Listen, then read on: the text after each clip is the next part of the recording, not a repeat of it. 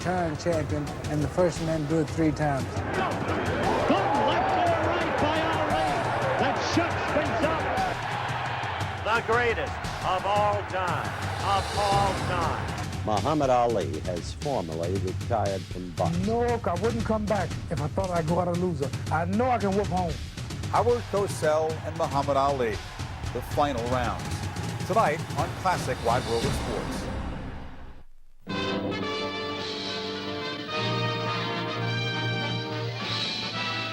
Spanning the globe to bring you the constant variety of sport, the thrill of victory, and the agony of defeat. The human drama of athletic competition.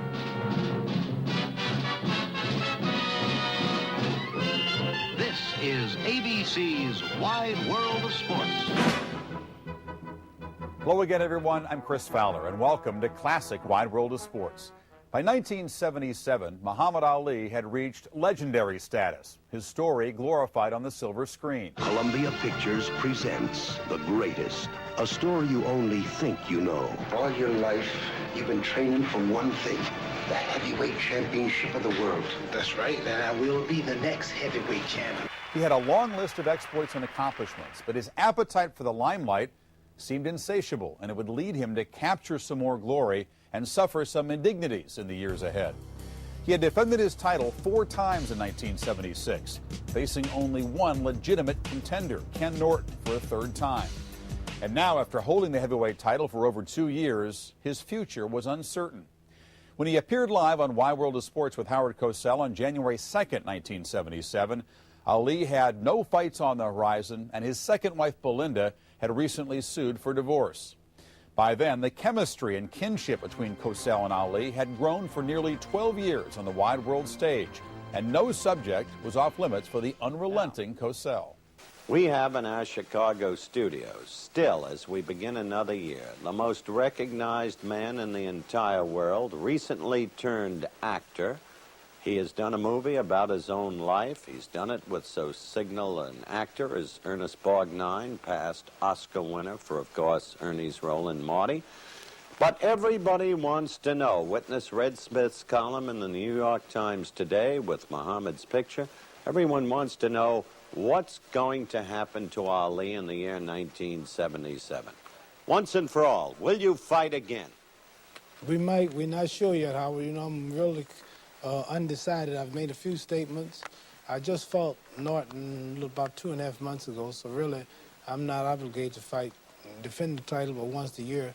But I really believe that I will fight again. I wanted to get out of it a couple of times, had mixed emotions, but I'm sure that I will probably go again, and that might be in another 6 months. But I'm still trying to make a mind up because it's important to get out of this thing undefeated, well invested, still with the great image. And we are, as you know, I'm slowing down a little. My time is a little off, and barely winning these fights lately. And I want to get out on top, so I'm really confused, and I don't know what I want to do. But as of now, I'm still the world heavyweight champion. I'm still active, but I'm still deciding. Muhammad, you threw a lot into that answer. You are confused. Now, the truth is, you have told me repeatedly, privately, you don't want to train anymore. Deep in your heart, you don't ever want to fight again. The reason you will fight again is because of the marital entanglement and your present need for money. Isn't that? Let's put it on the table. Isn't that true? No, sir, that's not true. As far as money is concerned, we never get enough money. Rockefeller is still looking for it. J. Paul Getty is still looking for it. And Howard Hughes' firm is still looking for it. And I'm still looking for it. And you are still looking for it. And you called me up yesterday, and you set this thing up, and you know you need me more than I need you. That's why I came here to do this show. Keep it in your mind with all your smart questions. You need me more than I need you. Well, it's entirely probable, although it's a matter to conjure with. And also, I heard some And if I do, you've got a scoop, Buster. Now, listen to me. Some friends of mine told me you wouldn't eat my candy bar. There's a Muhammad Ali candy bar now. You're laughing. You wouldn't eat the chocolate. You don't like chocolate. Well, so you know what that means. Yeah, I know what that means. Now, listen. So you go to Woolworths and Corvettes and buy what you have just implicitly told us is that you want to fight Bobbick I don't want using to the fight Great nobody. White Hope No, as a I don't. tune-up for Foreman. No, I don't want to fight Bavik. I don't have to fight Bavik. I don't have to fight Foreman. Look, I am the Lord of the Ring, Howard. It all comes around me. I know my value. I know who I am. Don't make Bavik no great fighter or no Foreman. They are nothing without Muhammad Ali. I know that, and you know it. They might be considered. As of now, I'm the heavyweight champion. I'm still fighting. I want to tell you that live here on television. I'm still in the ring. I'm still the champion. And I'll fight who I want to fight, when I want to fight. And I do what I want to do because I rule boxing as of this moment. All right, let's wash this out now. I'm still the champion. I'll tell you what... Listen now. I'm still the champion. And I want to fight again. And we'll soon be negotiating probably with Bavik or Foreman. That's what I want to do as of now. I might get hit by a car next week. I might change my mind again. I told you I do what I want to do. All right, I've got 30 seconds left. Now, answer shortly. Your religious leader, Wallace Muhammad, you made a commitment to. You told him you wouldn't fight again. How do you square that commitment? I don't square nothing here on television with you. I'm free. Wallace Muhammad, Islamic Muslim leader, free. And the last thing I do is explain something to you, anybody. I've talked with him, and I will talk with him. He will let me do what I want to do. If I want to fight and it's in my heart, I can. If I don't want to fight and I'm forced to fight, he says bad. I can do what I want to do. I don't have to answer to you. I told you, you need me. I don't need you. All right. You're laughing, but it's true. I don't need you. I never see you again, never do interview with you again. I'm going to still be a world figure. You're just an American figure. I'm a world figure. Ali certainly was a world figure, but he didn't always behave like one. His name and face became associated with a wide variety of ventures. He hawked everything from roach spray to motor oil. Motorcraft tune-up kits. They have the stuff. Motorcraft parts. I tested tough. Ali's next venture was an exhibition to prepare him for an upcoming fight with Alfredo Evangelista. In April of 1977, an out-of-shape Ali took center stage as he went 3 rounds with 25-year-old Jody Ballard. Ballard had amassed a 28-6 record as a pro, but was no challenge for the affable champ. Ali also went 3 rounds with 19-year-old Michael Dokes, who was 5-0 in his young professional career. Ali may have been old and out of shape, but he still had more spunk and verve than the 19-year-old. Of all time, young boy, just the two things. I'm the greatest of all time. Evangelista can't be no better than these two black brothers you just saw. Can't be no better. And did you see me overweight, not in condition, and didn't have no real trouble? Still moving? My legs are there, my reflexes. I'll lose the weight, I got time. But do you think these two bad brothers can't get to me? What do you think some evangelista's gonna do? This is Muhammad Ali, together with his wife Veronica, walking through historic Red Square in the Kremlin after having visited Lenin's tomb. In an extraordinary 10-day visit to the Soviet Union, the 2-time heavyweight champion came to grips with history, ancient and contemporary. Coming up on Classic Wide World of Sports. Muhammad Ali defended his title twice in 1977 against Alfredo Evangelista and Ernie Shavers. He won both 15-rounders by decision, but absorbed a great deal of punishment in the process. Ferdy Pacheco, Ali's fight doctor throughout his career, quit after the Shavers bout, in part because his warnings about Ali's deteriorating condition were ignored. At 36 years of age, with 57 professional bouts in his career, Ali was on the lookout for easy opponents. He thought he'd found one in Leon Spinks. Although he was an Olympic champion, as a professional, Spinks was an unrefined novice with 7 fights. Ali did little, if any, training for the fight, which took place in February of 1978. Ali stayed on the ropes in the early rounds, absorbing Spinks' blows, waiting for him to punch himself out. But the 24-year-old did not tire. Ali did. Spinks dominated the fight, countered by a feeble offense from the champ. The challenger won a split decision, and Ali was philosophical in defeat. We're all going to lose in life. You're going to lose your wife, you're going to lose your mother, you're going to lose your father. We all have losses in life. And one who can really overcome them losses and just keep living and try to come back and be successful. You can't go die because you lose. I did my best. One thing I could feel, which I believed it, but I didn't believe it was yet time. You feel the age. At 25, 26 years old, I know I've done much better. 36 is getting in the age. It was the first time Ali had lost his title in the ring, but that loss did not diminish his stature as an international figure.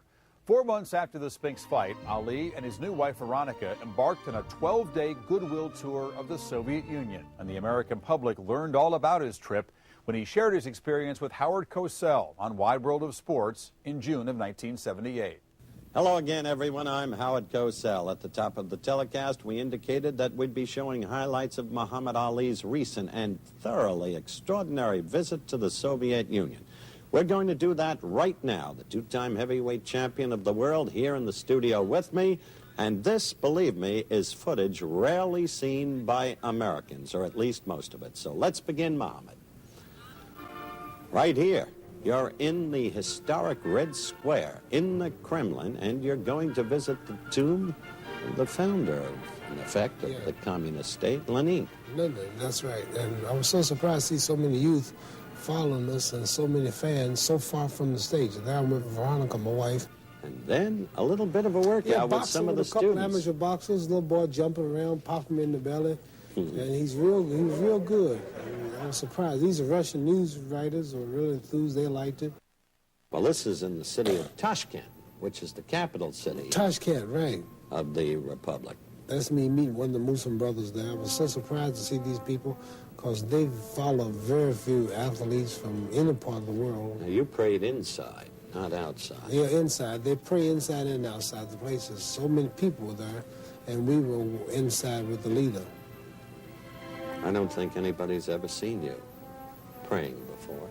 Right, well, this is something that's not for publicity, but we let the cameras there so you can make your show much better and give you a little prestige. What are you doing there, fishing? A bunch of tadpoles, a little light pond, and I actually caught a few of them. I don't know if you caught it on camera, but I caught a few of them. What is that, That's the hotel. Looks like something on Miami Beach, but that's Tashkent also. That's the Lenin's museum there. And now you visit. That was a big honor, walking in there. I really couldn't believe it. I gave him a hug and a kiss. He returned the hug and a kiss.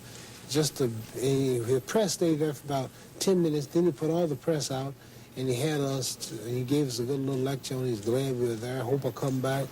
He's hoping pave a nice way for the Olympics. Hope my relationship with them can help the American people.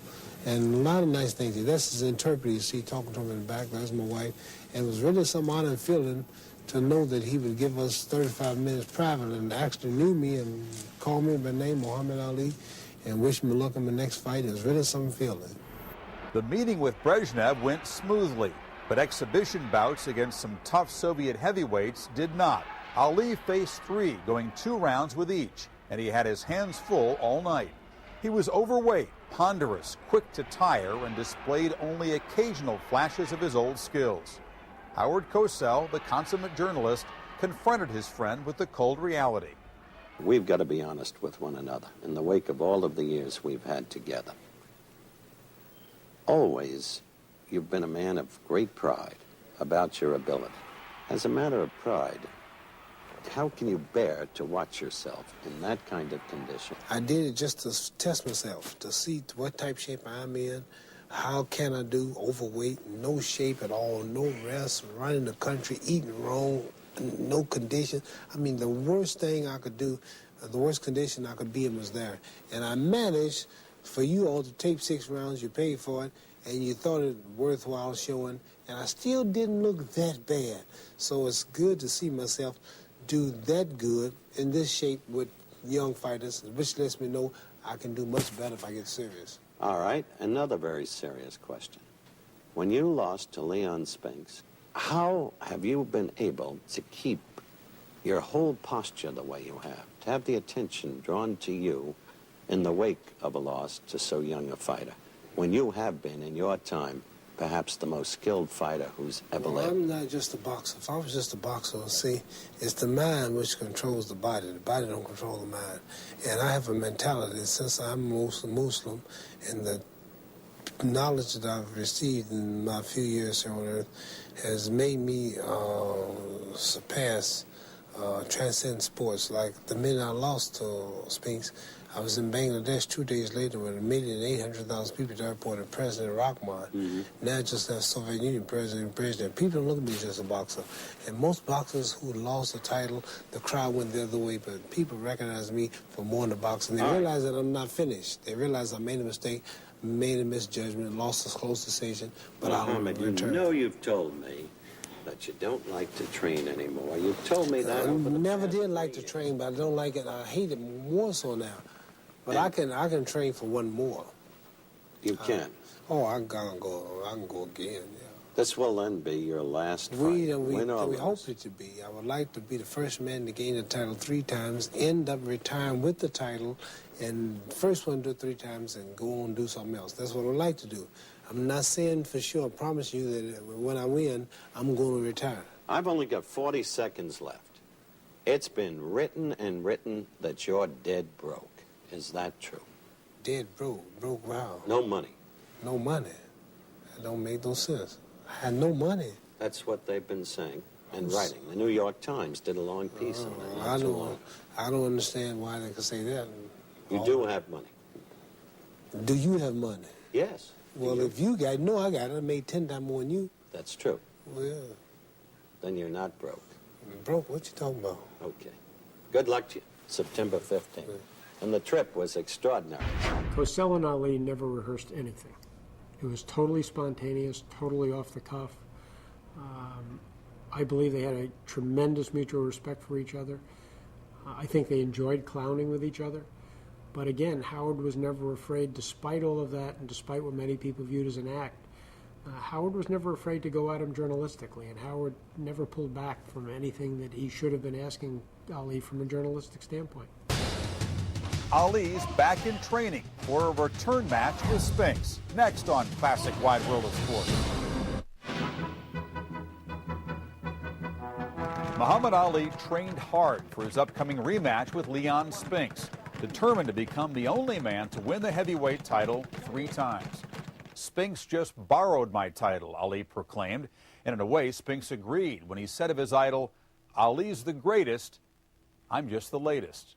6 days before the fight, Ali took time out from his training to talk with the inquisitive Howard Cosell. Right now, in New Orleans, Louisiana, we have Muhammad Ali at ringside in the Municipal Auditorium, hopefully waiting to talk with us. Muhammad, you actually sparred 15 rounds today, which proves all over again that you're in the best physical condition you've been in since the Thriller in Manila. Yes, Howard, it's either do or die now. And I'm planning on this being seriously, this time, my last fight. Not only going out with the title 3 times, but to retire, period, with the title. So I'm doing everything serious. Today was my last hard day of real working. Ran about 5 miles this morning, plus boxed 15 rounds a day to test my stamina. From now, I'll just tape off. Now, you know something more about Spinks than you did the last time. You certainly have developed a respect for him because he did beat you cleanly. Right, not only I, Howard, but yourself, the world, the experts, everybody know more about him. Nobody knew. I was 7, he was 7 pro fights. They said he only had 7 pro fights. He was unexperienced, just like the Olympics, never going over 10 rounds, barely beat Scott Ledoux. This kind of publicity didn't really help me. I wanted to win, but I didn't really train to win. Now I'm really ready. I think you look at my face now, you look at my body, my features, you can tell now this is not the same Muhammad Ali. Accepting that, then you know you have to fight differently, different tactics. Just the same old dancing and moving. No more rope-a-dope. Oh no, that's the worst thing I can do, because I found out this man's got great stamina. Leon Spinks is one of the greatest fighters in the history of boxing. I know because I was in that 15 round. He's one of the greatest of all times. And to be that great, I wouldn't be so serious and training like I am. I found out, the world found out, the man is great, and you got to be good to beat him. All right, can you knock him out? I don't know. I might not. I'm not going to predict nothing. I can't predict a round. I think it won't go the distance. I think I should stop him before 10. I'm still speculating and talking. But I'm here to tell you now, the man is dangerous. All right, accepting that. He's dangerous. There's more than dollars here. And at he's stake. crazy. And don't give a damn about nothing. That's true. He just, come at you. Ali punching upward that time with the right. Spinks wide. Misses. Ali with the right lead connected. Ali giving him a boxing lesson. Next on Classic Wide World of Sports, a return to glory. On September 15th, 1978, over 63,000 people, the largest crowd ever assembled for an indoor fight, packed the Superdome in New Orleans, hoping to bear witness to history. Muhammad Ali, age 36, would take on two opponents that night, 25-year-old Leon Spinks and Father Time. The fight drew what was then the second largest television audience in history when it aired on ABC. And one day later, Howard Cosell gave it another look on Wide World of Sports. In 25 years on the sports beat, I have never seen a crowd like this one. Not anywhere. Not in the World Series. Not at the Superdome. Their din was ceaseless. They were more excited than the fight. In fact, was excited. And nobody knew what Muhammad Ali had left, if anything. Spinks seemed composed. He was composed before the bell and energized after it. But Ali was ready this time, holding Spinks when he needed to, pressing his weight against the smaller man. Unlike the first fight, Ali was moving and jabbing. Howard Cosell recalled the memorable moments of the final rounds. We pick up the action with round 12.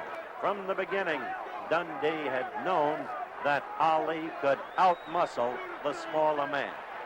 Note the movement here. He retained that movement throughout the fight. This was the last round, round 12, of a sweep for Ali on all scoring cards from rounds 7 through 12. Throughout the fight, after the first round, Spinks was unable to penetrate. He kept coming, but he couldn't connect.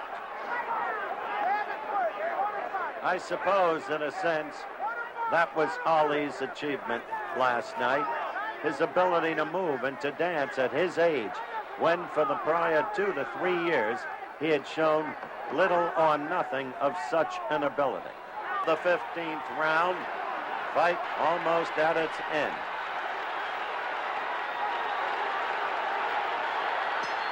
There it was over. They fought for a couple of seconds after the sound of the bell. Ali went back to his corner. There was sheer bedlam in that ring. One took one's life in his hands to go into it. I know. I did. Watch closely the gloves of Leon Spinks. Leon Spinks knew he had lost, and he had lost to his idol as he hugged Ali, who turned around. Now, the decision.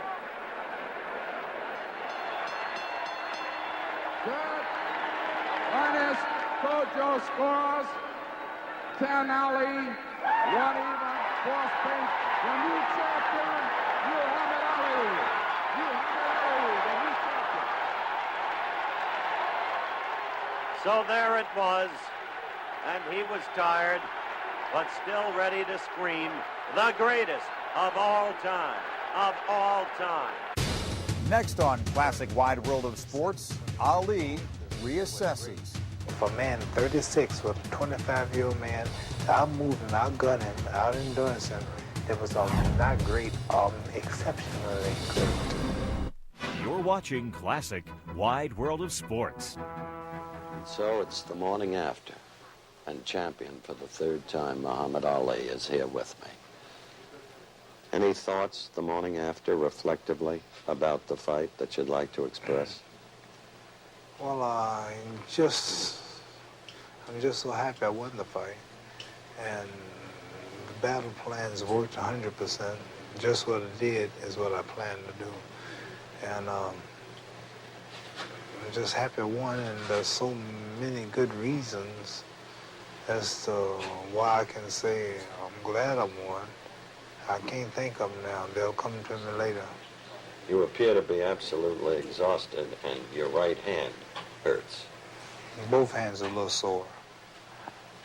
Both hands. My shoulders are sore. And legs are a little sore and everything. I'm sore all over. It was not, I think you'll agree, a great fight in terms of the actual bout within the four Well, corners for a of the man ring. 36 years old to move and dance 15 rounds and to come out like I did after 15 years of wear and tear in the third title, it was a miracle fight. It was not just great, it was a miracle fight. But if I was 27, 28 years old, you could say that wasn't great.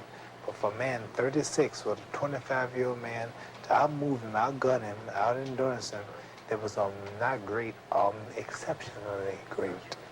That leads us to the final question. You told me unequivocally in our pre-fight interview that this would be the last fight. Are you beginning to waver on that? Yeah. Why? Because I want to hold my title.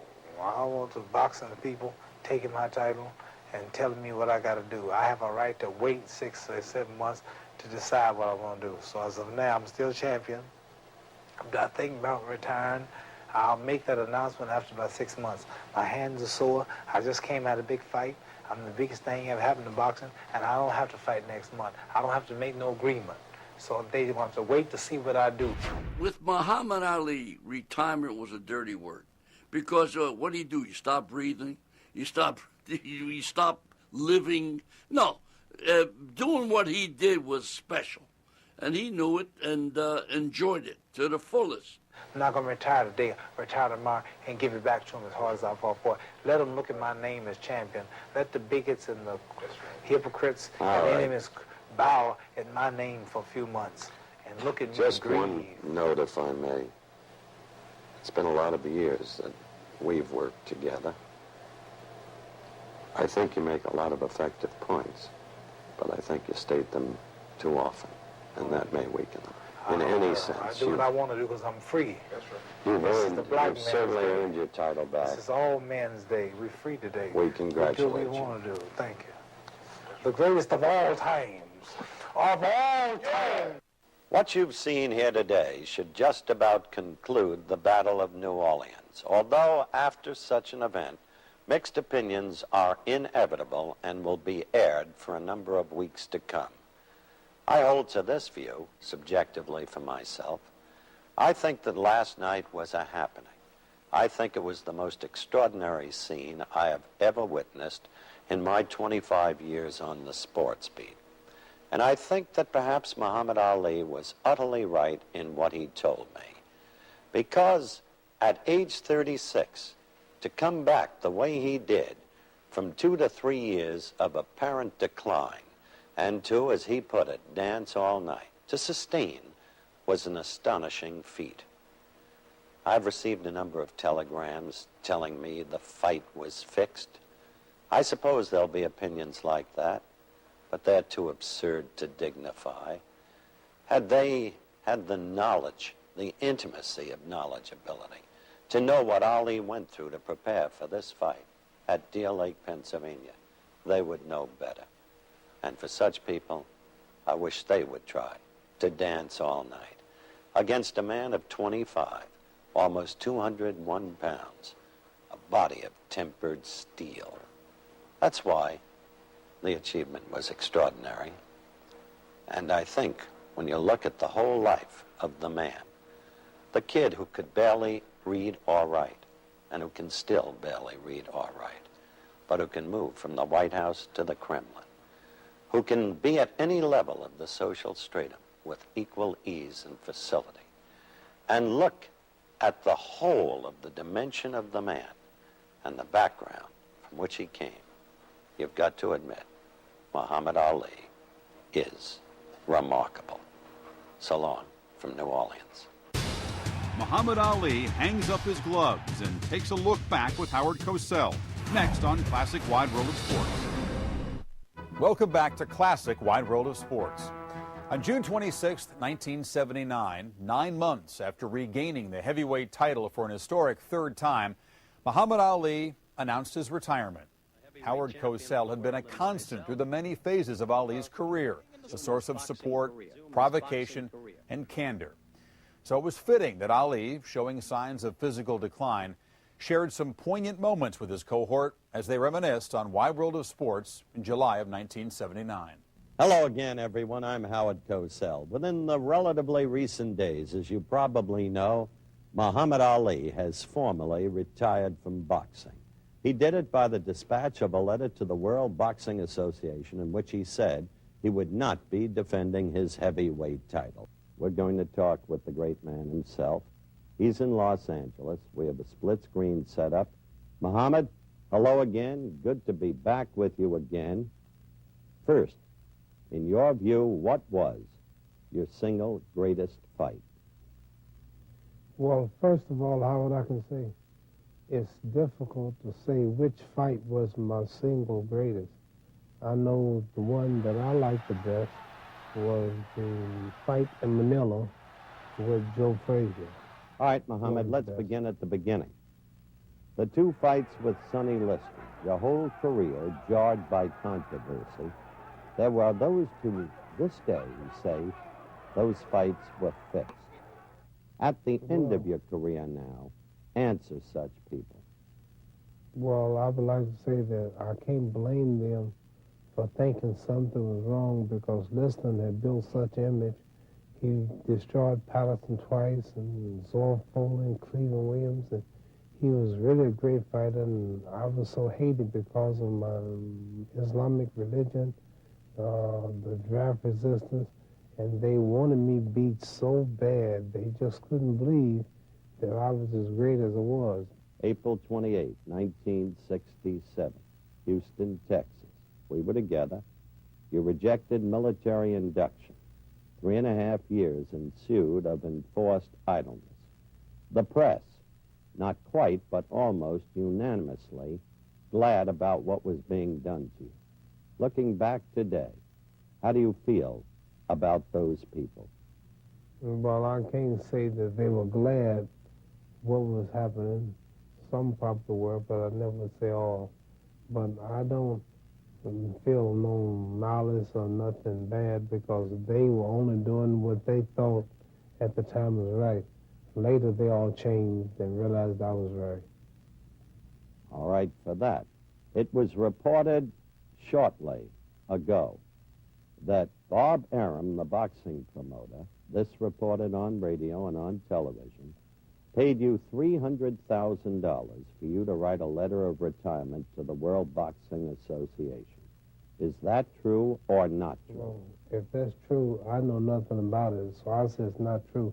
But I was paid a great sum to hold my retirement party, which will be here in the Forum in Los Angeles on September the 6th.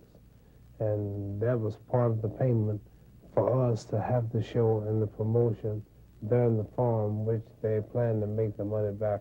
But can't nobody pay me to retire. Final question, Muhammad. Are you glad it's over? Yes, sir, Howard. I'm so glad that's all over. I'm glad that I'm still intelligent enough to speak. I'm glad that I'm a three-time champion. I'm glad I got to know you.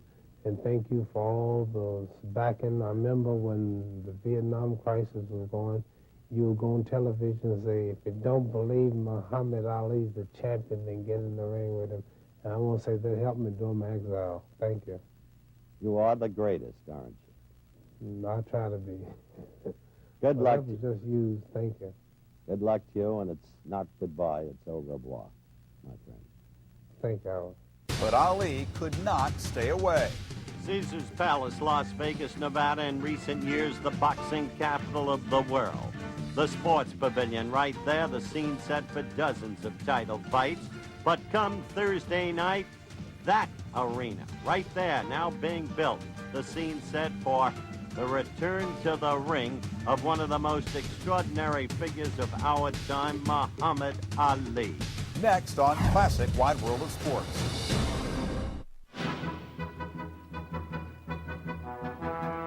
In 1980, 20 years after his boxing career began, the 38-year-old Ali came out of his short-lived retirement. Ali lost 36 pounds in a matter of months before stepping into the ring against the reigning heavyweight champion, Larry Holmes. Holmes had been one of Ali's sparring partners in the 70s, and he had nothing but admiration and affection for Ali. Howard Cosell revived his act with Ali one last time on Wide World of Sports 5 days before the fight.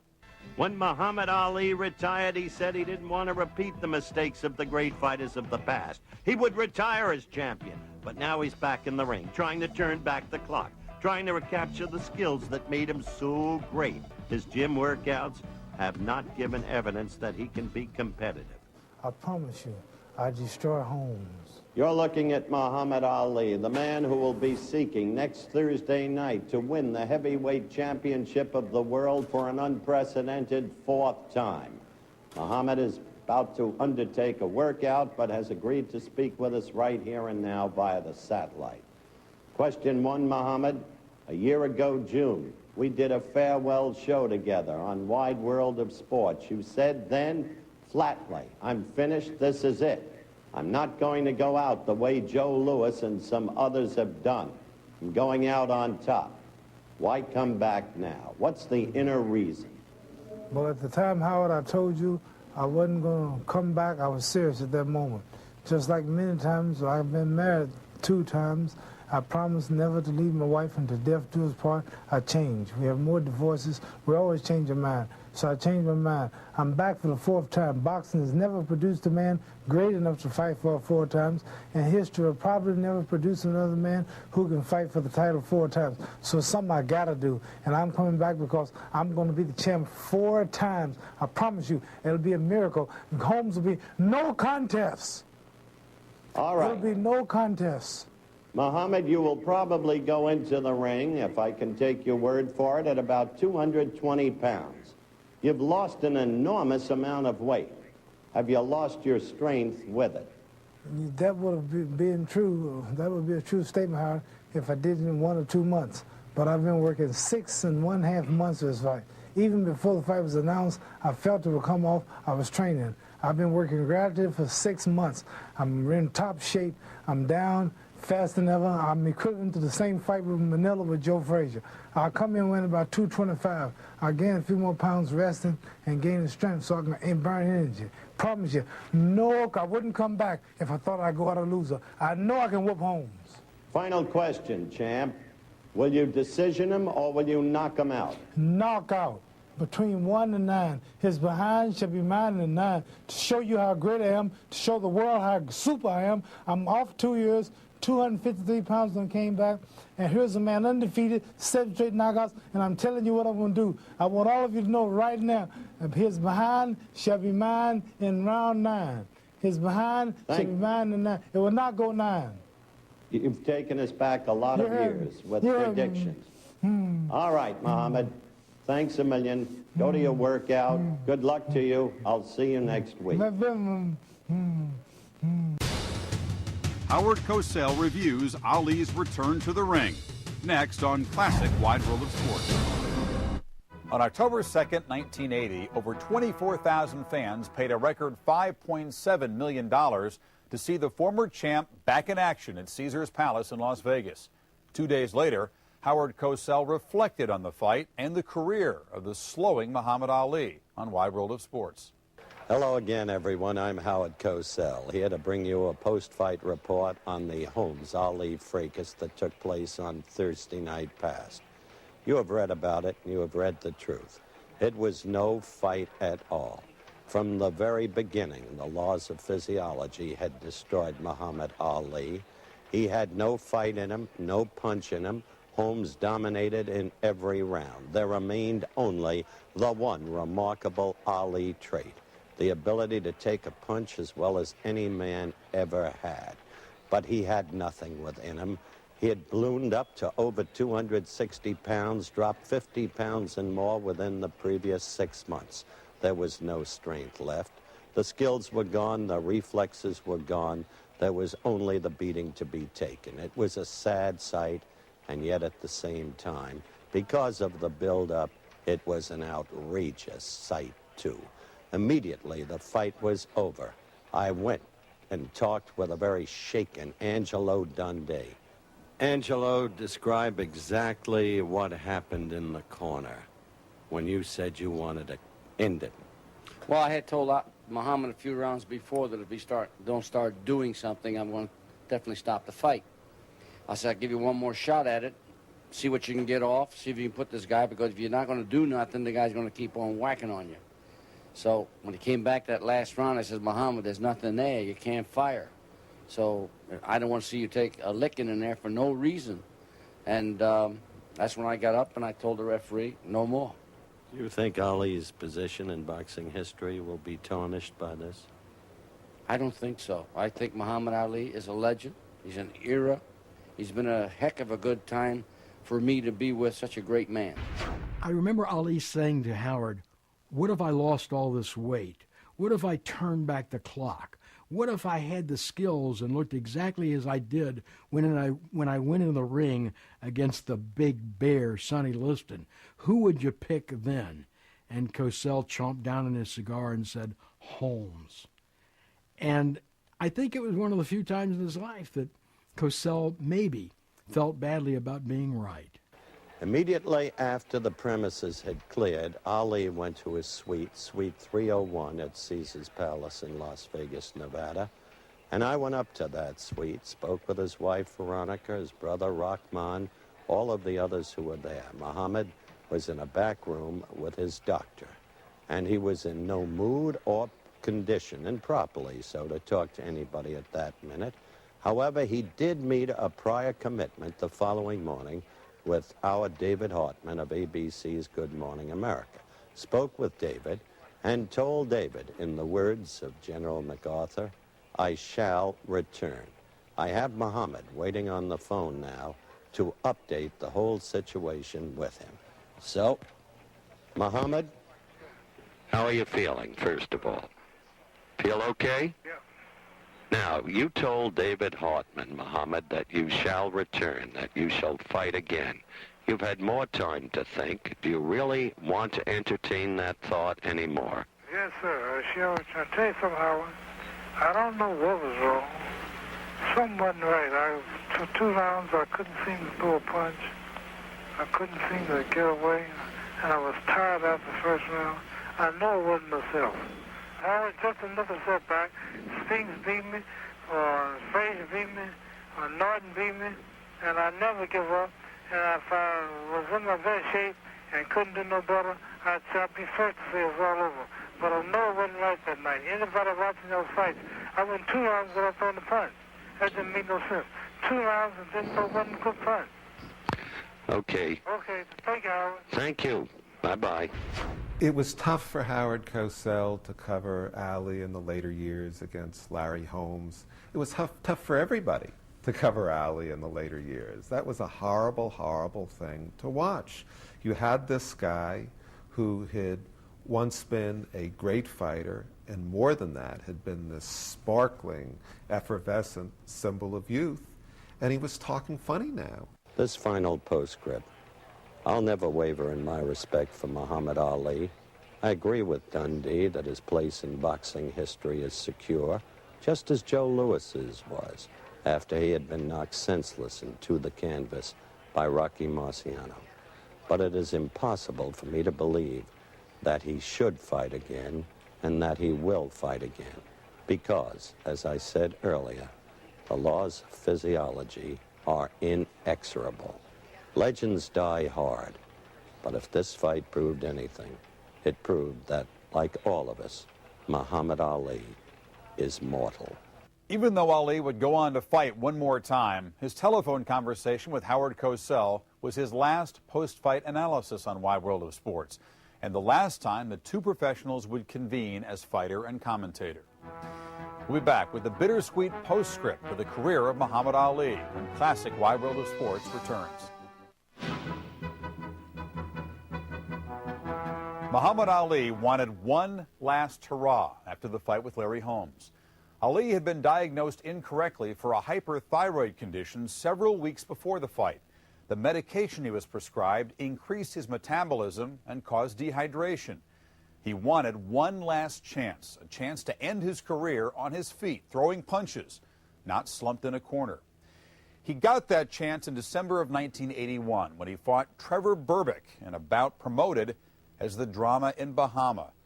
What transpired was more a melodrama than a boxing match. It started 2 hours late because the promoters couldn't find the keys to the front gate of the baseball field where the fight was held, and no official fight bell had been provided, so a cowbell was used instead.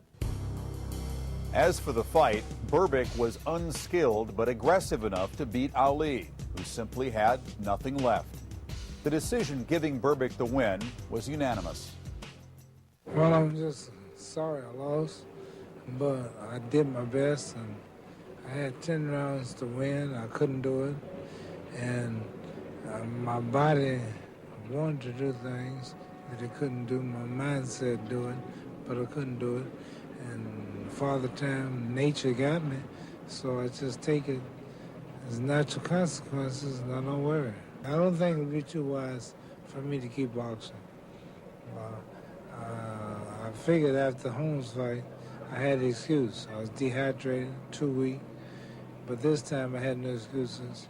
I had 10 rounds, I wasn't sick, I wasn't too light, weight was like I wanted, so I gotta admit that my days come to an end. As Muhammad Ali's boxing career came to an end, so did his unique relationship with Howard Cosell, an association that had entertained, educated, and often infuriated viewers for 16 tumultuous years on Wide World of Sports.